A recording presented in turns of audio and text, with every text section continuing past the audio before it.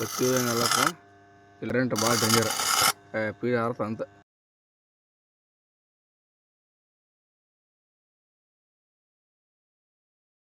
ಇವತ್ತಿನ ಮೋಟ್ರ್ ಚೆನ್ನಾಗಿಲ್ಲ, ಯಾಕನ್ನ ಗೊತ್ತಿಲ್ಲ.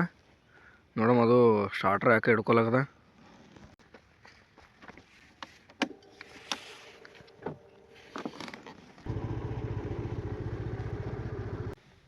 ಮತ್ತೆ ಪೀಜ್ ಹರದ ಪೀಜೆ ಪ್ರಾಬ್ಲಮ್.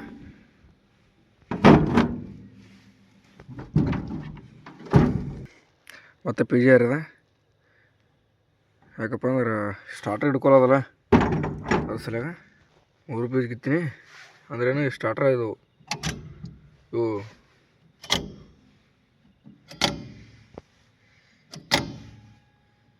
ಇದ್ರಾಗ ಪ್ರಾಬ್ಲಮ್. ಪೀಸ್ ಹಾಕಿವಿ, ನೋಡೋಣ ಪೀಸ್ ಹಾಕಿನಿ ಏನಾಗ್ತತ್ತ, ಲೈಟ್ ಹೊಡ್ಕೊಳತ್ತ.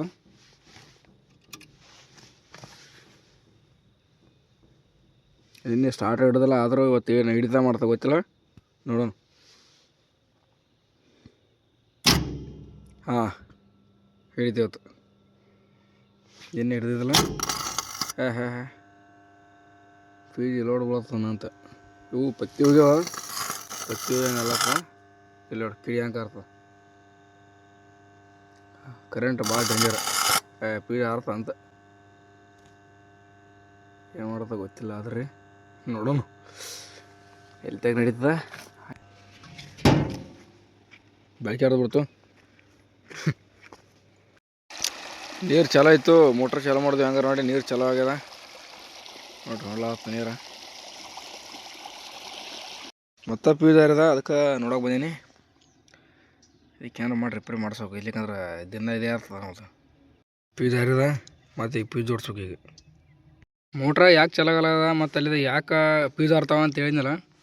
ಈಗ ಲೈನ್ ಇಲ್ಲ, ಈಗ ಆನೆ ಅದು ಸ್ಟಾರ್ಟ್ರ ಲೈನ್ ಇಲ್ಲ. ಈಗ ಇಲ್ಲಿ ಏನು ಇಷ್ಟ ಇದಾದಲ್ಲ, ಇದು ಏನು ರೈಲ್ವೆ ಮ್ಯಾಲೆ ಇದೇನು ಆಟೋ ಅದು ಸ್ಟಾರ್ಟ್ರದು ಇವು ಏನು ಪತ್ತಿ ಇರ್ತಾವಲ್ಲ, ಅವು ಏನು ಎಲ್ಲ ಇದಾಗಿಬಿಟ್ಟವ. ಒಟ್ಟೆ ಹಿಡ್ದು ಬಿಡಲೆ ಲೈನ್ ಹೋದಾಗ.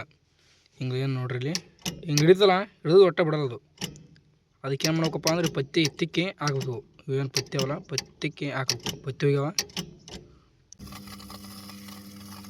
ಇವು ಹೊಡ್ಕೊತ್ತು. ಹಾಂ, ಲೈನ್ ನಿಂದ್ರಲಕ್ಕೆಲ್ಲ, ಯಾಕಂದ್ರೆ ಅದು ಪೀಜೆ ಇದಾಗಲ್ಲಕತ್ತವ. ಮತ್ತೇನಾಗ್ತ ಗೊತ್ತಿಲ್ಲ, ಸ್ಟಾರ್ಟ್ರ್ ಪ್ರಾಬ್ಲಮ್ ಇದ್ದಂಗೆ ಕಾಣತ್ತದು, ಅದಕ್ಕೆ ಆ ಥರ ಆಗ್ಲಕತ್ತದ.